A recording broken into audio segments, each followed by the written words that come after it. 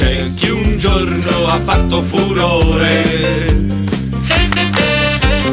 e non ha ancora cambiato colore.